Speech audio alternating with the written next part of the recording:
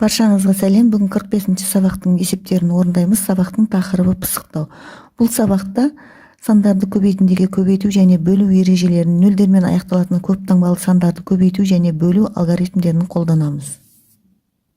Бірінші есеп: өрнектерді жаз және олардың мәнін тап. Сонда сен тарихи, мәдени ескерткіштер қайдан табылғанын білесің. Біріншісі: 25.000 мен 5 сандарының көбейтіндісінен 363.000 мен 30 сандарының бөліндісін азайту керек. Екіншісі: 1800 бен 6 сандарының бөліндісіне 600 бен 60 сандарының көбейтіндісін қос.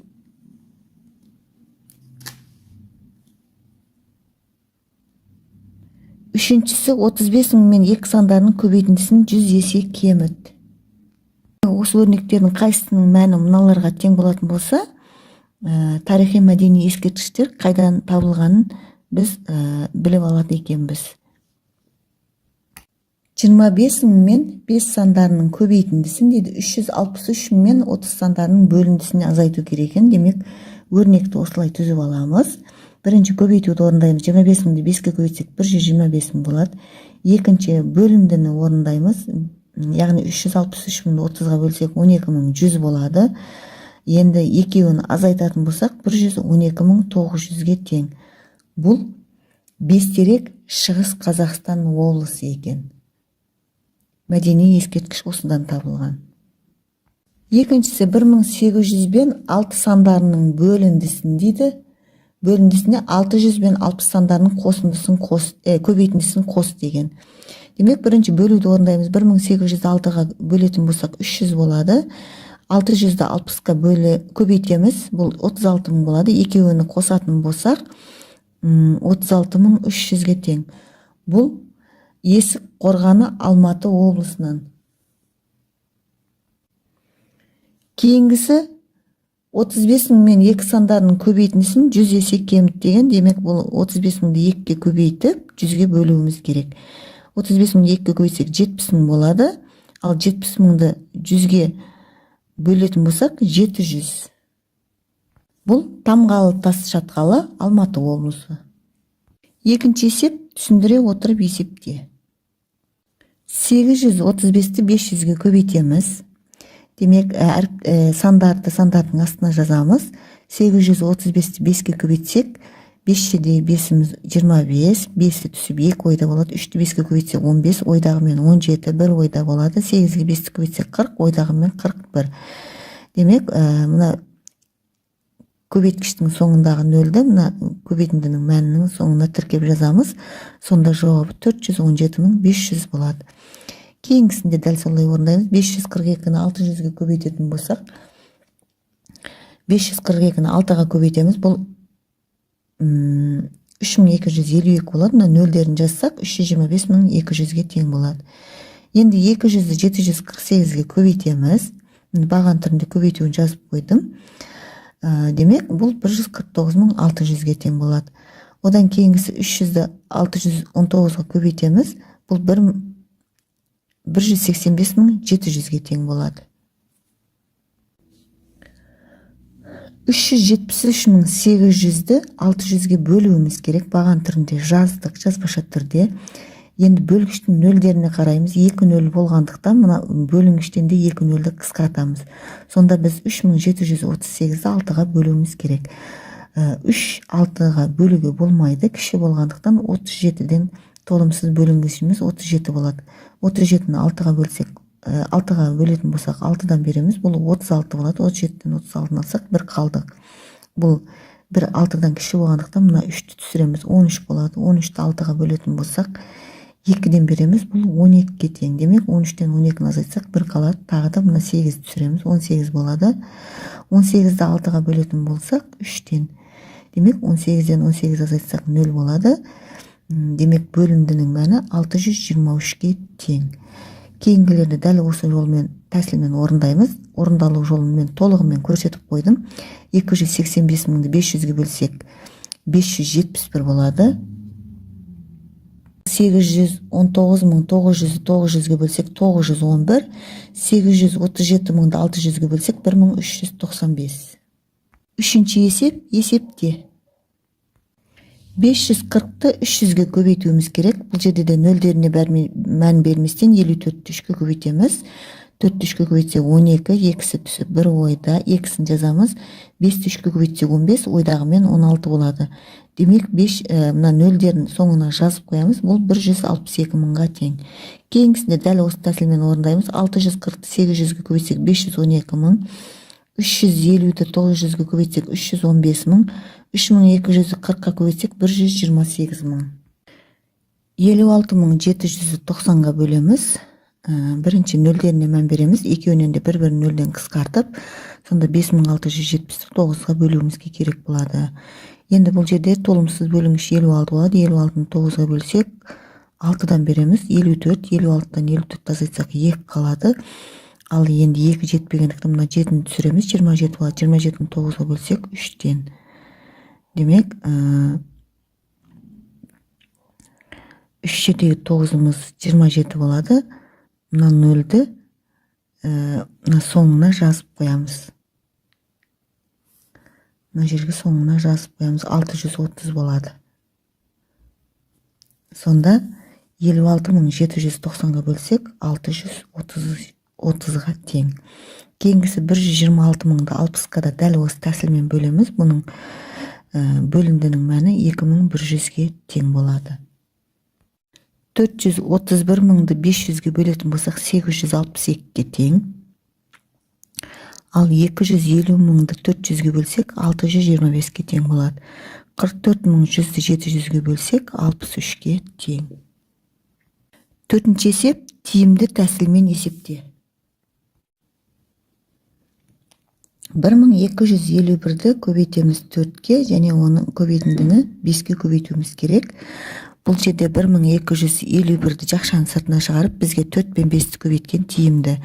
Сонда 4-ті 5-ке көбейтсек 20 болады. Бұл 1251-ді енді 2-ке көбейтеміз. Бұл 2502 болады. Оған ана соңындағы 0 тіркеп жазып қоямыз. Сонда 25000 20-ға тең. Кейінгісі 2452-ні 2-ке көбейтіп, және оны 5-ке көбейтуіміз керек. Бұл жерде біз 2452-ні жақшаның сыртына шығарып, жақшаның ішіне 2 мен 5-ті аламыз. Өйткені 2-ке 5-ті көбейтсек 10 болады. Ал енді 2452-ні 10-ға көбейтсек, мына санның соңына 1 0 тіркеп қойсақ жеткілікті, яғни 24520 болады. Кейінгісі 96300-ді 3 пен 3-тің көбейтіндісіне бөлуіміз керек екен.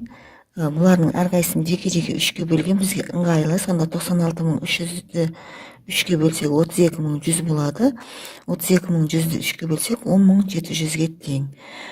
9810-ды 3 пен 30-дың көбейтіндісіне бөлуіміз керек. Бұл жерде біз 3-ті 30-ға көбейтіп, осы тұрған көріністің өзі бізге тиімді болып тұр. Сондықтан 3-ті 30-ға көбейтеміз, 90 болады. 9810-ды 90-ға бөлсек 109.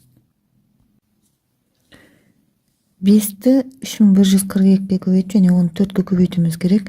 Біз бұл жерде 5 пен 4-ті көбейтіп аламыз. Бірінші, сосын оны 3142-ге көбейтеміз. 5-ке 4-ті көбейтсек 20 болады. 20-ны 3142-ге көбейтсек 62840. Кейінгісі 21032-ні 5 пен 6-ның көбейтісіне көбейтуіміз керек. Бұл жерде осы тұрғаны бізге тиімді. Демек 5-ті 6-ға көбейтсек 30 болады. 21032-ні 30-ға көбейтсек 630960-ға тең. Кейінгісі 15 көбейту 2 көбейту 12013 екен. Бұл жерде 15 пен 2-ні көбейтіп аламыз, 30 болады. 30-ды 12013-ке көбейтеміз. 12013-ке 3-ке көбейтіп аламыз. Бұл 36039 болады. Сосын 30-ның соңындағы 0-ді артына тіркейміз. Сонда 360390 болады. Кейінгісі 3021-ді 2-ке көбейтіп, оны 5-ке көбейтуіміз керек екен. Біз бұл жерде 3021-ді жақшаның сыртына жазып, 2 мен 5-ті жеке көбейтіп аламыз. Бұл 10-ға тең болады. Енді 3021-ді 10-ға көбейтсек 30210 болады. Яғни 3021-дің артына 10-ның соңында неше 0 болса, сонша 0 тіркеп қоямыз. 5-ші есеп, қандай шамалар белгісіз, оларды қалай табуға болатынын түсіндір. Демек, бізге мына жерде кестеде жылдамдық, уақыт және ара қашықтық берілген. Біріншісінде жылдамдығы 5 км сағат екен, уақыты 2 сағат екен. Демек біз бұл жерден ара қашықтықты табуымыз керек, яғни S-ті табу үшін жылдамдық пен уақытты көбейтеміз. Дәптерге орындаймыз. Берілген жазамыз V тең 5 км сағат, T тең 2 сағат деп S-ті табу керек деп. Шешуін орындау үшін формуласын жазып қоямыз. Бұл жерде S ара қашықтық, демек оны жылдамдық пен уақытқа көбейтсек 10 шығады. Демек жауабы ара қашықтығы 10 км-ге тең. Кейінгісін жазамыз. Бұл жерде жылдамдық берілген, жүрілген жол, яғни ара қашықтық берілген, уақытты табуымыз керек. Яғни 480 км-ді 60 км сағат жылдамдықпен қанша уақытта жүріп өтеді десек те болады. Демек 480-ді 60-қа бөлеміз. Формуласын жазып қойдым. Бұл 8-ге тең болады. Демек жауабы 8 сағат екен. Үшіншісінде уақыт берілген 12 сағат және қашықтық берілген. Демек 480 км-ді 12 сағатта жүрсе қандай жылдамдықпен жүрген деген сұрақ қоямыз да оны табамыз. Жылдамдықты табу үшін ара қашықтықты уақытқа бөлуіміз керек. Яғни 480-ді 12-ге бөлсек 40 болады. Демек жылдамдығы 40 км сағат екен. Алтыншы есеп. Есептің шешуін өрнек түрінде жаз. А. Музейде 20 шкафтың әрқайсысында 7 сөреден бар. Әр сөреге 50 жәдігерден қойылған. Музейде барлығы қанша жәдігер бар? Дәптерге берілген қысқаша жазып аламыз. 20 шкафта 7 сөреден, әр сөреде 50 жәдігер, барлығы неше жәдігер деген сұрақ қойып орындаймыз. Бірінші 20 шкафта 7 сөреден болса, барлығы 20 шкафта неше сөре бар екенін тауып аламыз. Ол үшін 20-ны 7-ге көбейтеміз.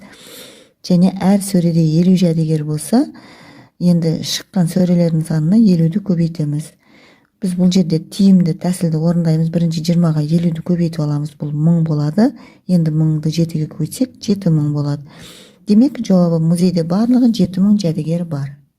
Алтыншы есептің әсі. Шаршының қабырғаларының ұзындығы b метр, шаршының периметрін және ауданын көрсететін өрнекті жаз. Есепті орындаймыз. А шаршымыз b метрге тең, оның периметрін және ауданын табуымыз керек. Демек бұл жерде ұзындығы b-ға тең болатын болса, шаршының барлық қабырғалары тең болғандықтан оның периметрін табу үшін ұзындығыны 4-ге көбейтсек жеткілікті. Сонда 4b метр болады. Ал енді ауданын табу үшін сол қабырғасының ұзындығын 2 рет көбейтуіміз керек, яғни а квадратқа тең болады. Демек жауабы шаршының периметрі 4b метр, ауданы b квадрат метр квадрат. Алтыншы b есеп. Қораптың өлшемдері ұзындығы b сантиметр, ені 50 сантиметр, биіктігі k сантиметр. Қораптың көлемін көрсететін өрнекті жаз. Берілген жазып аламыз. Ұзындығы b сантиметр, ені 50 сантиметр, биіктігі k сантиметр екен. Бұның көлемін табу формуласын жасақ. Көлемдікке a, b, с, яғни ұзындығы ені биіктігін көбейтуге тең болады. Оларды орнына қойып жазатын болсақ, b көбейту 50 көбейту k сантиметр куб болады. Ендеше оны ретімен жазып қоямыз, яғни коэффициент алдына өткіземіз. 50 b көбейтілген k сантиметр кубқа тең. Демек жауабы қораптың көлемі 50 b k сантиметр куб. Жетінші есеп. Қанша су моншақ жұмсалатынын есептеуге көмектес. Ұлттық киімдерді безендіру үшін шеберлер әрқайсысында 1460 су моншақ бар 30 қорап жұмсады. Оларда әлі әрқайсысында 1400 су моншақ салынған 20 қорап бар. Шеберлерге барлығы қанша су моншақ қажет болды? Дәптерге орындаймыз. 30 қорап 1460 су моншақтан, 20 қорап 1400 су моншақтан барлығы қанша су моншақ болады? Бұны табу үшін 30-ды 1460-ға көбейтеміз және 20-ны 1400-ге көбейтіп екеуін қосамыз. Жазбаша көбейту орындадық. 1460-ды 30-ға көбейтсек 43800, ал 20-ны 1400-ге көбейтсек 28000. Енді осы екеуін қосамыз. Үшінші 43800-ге 28000-ді қоссақ 71800. Демек, жауабы шеберлерге барлығы 71800 су моншақ қажет болды. 8-ші есеп. Тиімді тәсілмен есепте ұқсас тапсырмалар құрастыр. 450-ді 2 мен 7-дің көбейтіндісіне көбейтуіміз керек. Біз бұл жерге өзімізге тиімді болған тәсілді орындаймыз, яғни 450-ді 2-ге көбейтеміз, және 7-ні одан кейін көбейтеміз. 450-ді 2-ге көбейтсек 900, 17-ге көбейтсек 6300. Кейінгісі 720-ны 9 пен 2-нің көбейтіндісіне көбейтуіміз керек. Бізге тиімдісі 720-ны 2-ге көбейту. Және оны 9-ға көбейтеміз. Шыққан сағында демек 1440-ті 9-ға көбейтсек 12960. Кейінгісі 17-ні 2-ге, 8-ге және 125-ге көбейтуіміз керек екен. Демек бұл жерде бізге тиімдісі бірінші 2 мен 125-ті көбейту аламыз да оны 17-ге көбейтеміз. Бұл 250 болады. 250-ті одан кейін 8-ге көбейткен тиімді бұл 2000-ға тең. Енді 17-ні 2000-ға көбейтсек 34000-ға тең болады. Енді өзіміз осыған ұқсаған есеп құрастырдық. 5 көбейту 9 көбейту 16 жаздым. Бұл жерде бізге 5 пен 16-ны көбейткен тиімді бұл 80-ге тең болады. 80-ні 9-ға көбейтсек 720-ға тең. Ал мына жерде 17 көбейту 4 көбейту 2 көбейту 25 жаздық.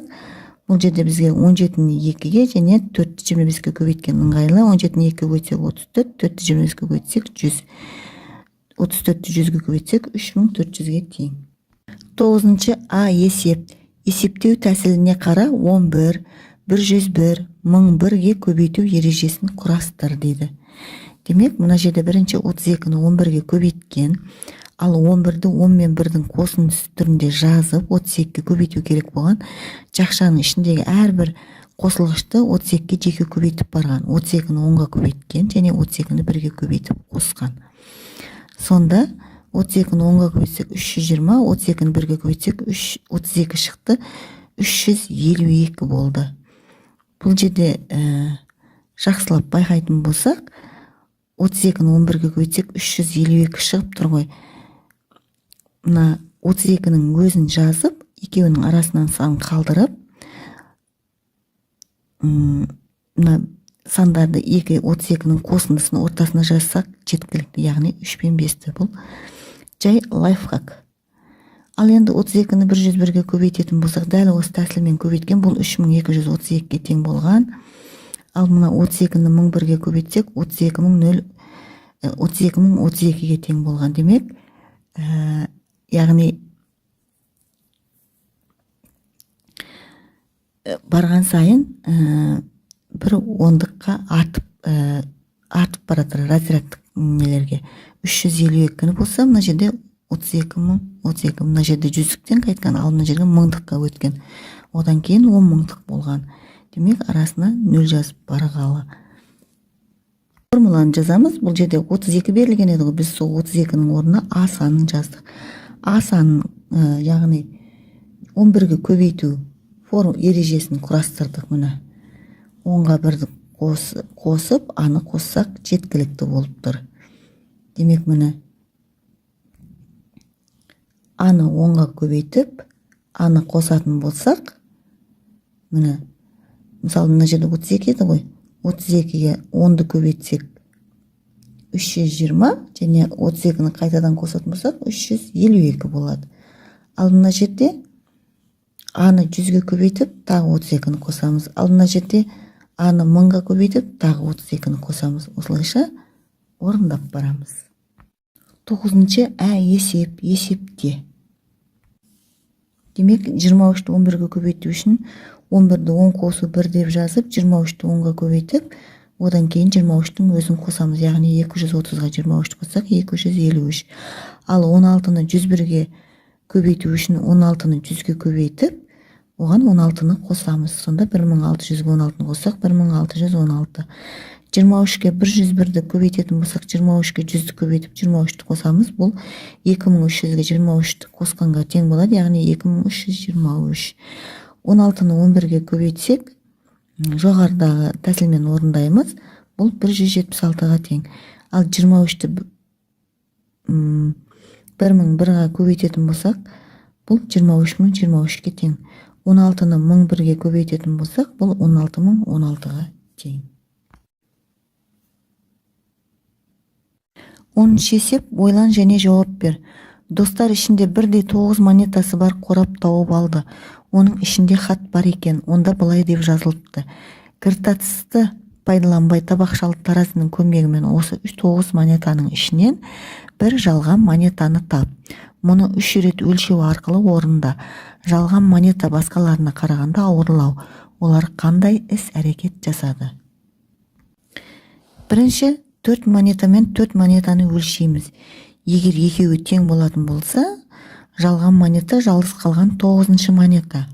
Ал егер біреуі ауыр болса, ауыр болған 4 монетаны таңдаймыз. Оларды екі-екіден өлшейміз. Ауыр 2 монетаны таңдаймыз. Ауыр 2 монетаны бір-бірден қойып өлшейміз. Ауыр монета жалған монета болады. Осылайша 9 монетаның ішінен біз жалған монетаны тауып аламыз. 11-ші есеп. Есепте және дұрыстығын тексер. 53.680-ге бөлетін болсақ, баған түрінде бөлеміз. Жазбаша түрде нөлдерін қысқартып аламыз. Бірінші бір-бірден. Сонда 5360-ті 8-ге бөлуімізге тура келеді. Бұл жерде толымсыз бөлінгіш 53 болады. 53-ті 8-ге бөлетін болсақ, 6-дан береміз. 48, 53-тен 48 азайтсақ 5 қалады. Ал енді 5 8-ден кіші болғандықтан мұны 6-ны түсіреміз. 56-ны 8-ге бөлсек 7. Енді 7-ні 8-ге көбейтсек 56 болады. 56-тан 56-ны азайтсақ 0. Мына жердегі 0-ді бөлімдінің тіркеп жазып қоямыз соңына. Сонда жауап 670. Енді оны көбейтіп тексеріп көретін болсақ, 670-ті 80-ге көбейтсек 53600. Демек, бөлу дұрыс орындалған. Кейінгісінде дәл осы тәсілмен орындаймыз. 75600-900-ге бөлсек 84. Оны көбейту арқылы тексереміз. 84-ті 900-ге көбейтсек 75600. 5150-ді 50-ге бөлеміз. Бұл 103-ке тең болады. 103-ті 50-ге бөлсек 5150. 4800-600-ге бөлсек 8-ден болады. Ал енді көбейтіп тексеріп көретін болсақ, 608-ге бөлсек 4800. Кейінгісі 44820-ны 30-ға бөлсек 1494 болады. Ал енді оны көбейту арқылы тексеретін болсақ, 1494-ті 30-ға көбейтсек 44820. Демек, бөлу дұрыс орындалған. Одан кейінгісі 31500-ді 700-ге бөлсек 45 болады. 45-ті көбейту арқылы 700-ге көбейту арқылы тексереміз. Бұл 31500-ге тең. Бұл жерде көбейтуде және бөлуде мен жазбаша түрінде толық орындалған, тексеріп орындап көрсеңіздер болады. Осымен бүгінгі 45-ші сабақтың барлық есептері орындалды. Каналға тіркеліп лайк басуды ұмытпаңыздар. Сау болыңыздар.